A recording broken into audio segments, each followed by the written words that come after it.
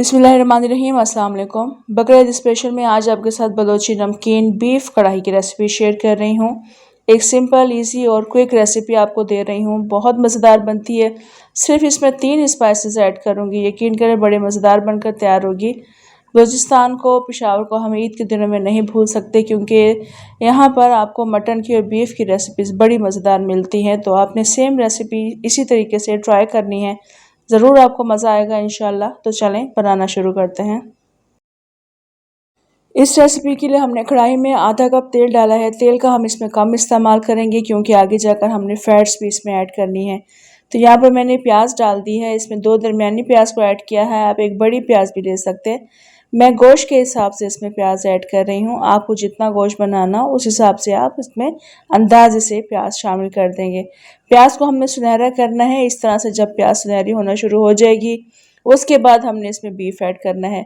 यहाँ पर आप कच्चा बीफ भी शामिल कर सकते हैं, मैंने मगर अपनी आसानी के लिए बीफ को गला कर शामिल किया है और ये फुल डन है, यानी इसमें थोड़ी सी भी कसर नहीं है। क्योंकि हमने क्विक रेसिपी बनानी है, तो इसको मैंने अदरक, लहसुन और नमक थोड़ा सा डालकर इसको बॉईल कर लिया है। अब हमने इसको प्याज के साथ अच्छे तरीके से मिक्स करना है।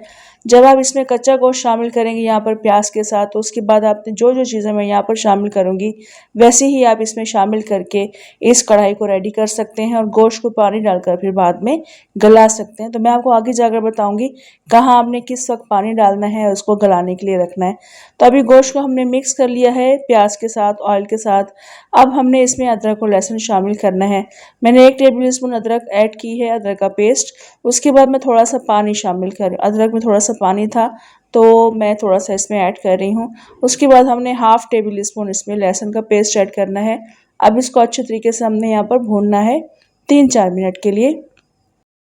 जहाँ अगर आप कच्चा गोश्त शामिल करेंगे तो अदरक लहसुन डालकर आपने सेम इसी तरीके से इसको भूनना है। अगर आप यहाँ पानी डालकर इस गोश्त को गलाना चाहते हैं, कच्चे गोश्त को, तो पानी डालकर उसको गला भी सकते हैं। उसके बाद आप इसमें टमाटर, दही और जो जो चीज़ें मैं आगे जाकर ऐड करूँगी वो आप बाद में ऐड कर लीजिएगा। तो ये प्रोसेस ज़्यादा ईजी था, क्योंकि गोश्त को मैंने गलाकर शामिल किया है। तो अभी हम इसमें डायरेक्ट ही टमाटर ऐड कर देंगे। टमाटर मैं गोश्त के हिसाब से ऐड कर रही हूँ। 3 बड़े साइज़ के टमाटर थे, उनका छिलका भी मैंने पहले ही निकाल दिया था।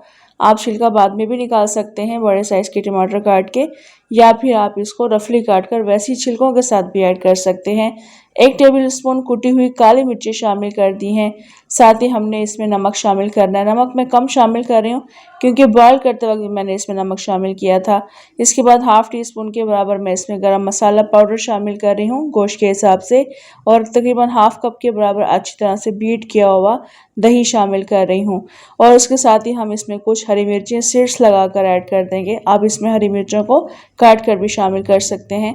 अब इनको हमने अच्छे तरीके से भूनना है। चूँकि गोश्त अच्छे तरीके से गला हुआ है, तो यहाँ पर कवर नहीं करेंगे, अच्छे तरीके से हाई फ्लेम पर इसको हम भून लेंगे। टमाटर नरम हो जाएंगे, टमाटरों को मैश कर लेंगे, दही का पानी ड्राई कर लेंगे, ऑयल सेपरेट हो जाता है। बस इसी तरह से हमने इसको कुक करना है। यहाँ आपकी आसानी के लिए एक बात आपको मैं ज़रूर बताऊंगी कि अगर आपने स्टार्ट में जैसे यहाँ पर कच्चा गोश्त शामिल किया था प्याज के साथ, अदरक लहसुन के साथ आपने उसको भून लिया था, उसके बाद आप पानी डाल के जब गोश्त को गलाएंगे, जब गोश्त गल जाएगा उसके बाद आप दही, टमाटर और गरम मसाला, काली मिर्चें, हरी मिर्चें, ये तमाम चीज़ें डालकर ऐसे ही इसी तरीके से आपने इनको भूनना है। टमाटरों को मैश कर लीजिएगा। बस आपकी सेम इसी तरह से मज़ेदार सी कढ़ाई रेडी हो जाएगी। तो यहाँ पर देखिए टमाटरों को मैंने अच्छे से मैश कर लिया है, ऑयल सेपरेट हो गया है और मज़ेदार सी हमारी एक भुनी हुई बलोची नमकीन बीफ कढ़ाई रेडी हो गई है। इसमें ना तो कसूरी मेथी ऐड की जाएगी, ना ही आप इसमें कटी हुई अदरक ऐड करेंगे। ये जितनी सिंपल रेसिपी है, यकीन करें उतनी ही मज़ेदार है। तो अगर आपने आज से पहले इस तरह की बलोची नमकीन बीफ कढ़ाई नहीं बनाई है, तो आप ज़रूर बनाकर देखिएगा। बकरीद का मज़ा आपका दुबाला हो जाएगा। एक मज़ेदार सी सिंपल सी रेसिपी है, अपने मेन्यू में इसको भी ज़रूर शामिल कर लें। इंशाल्लाह बेहद पसंद आएगी आपको ये रेसिपी। कढ़ाई में ही रहने दीजिएगा, इसको कढ़ाई में ही रख कर आप इसको सर्व कीजिएगा। एक ज़रूरी बात जो कि मैं आपको स्टार्ट में बताना भूल गई थी, वो ये कि आपने इस रेसिपी के लिए ऐसे गोश्त का इंतखाब करना है जिसमें थोड़ी सी फैट्स होनी चाहिए, बोन्स होनी चाहिए, तो बड़े मज़ेदार कढ़ाई बनकर तैयार होती है। क्योंकि इनके जूसेस जो निकलते हैं वो कढ़ाई का मज़ा दुबाला कर देते हैं।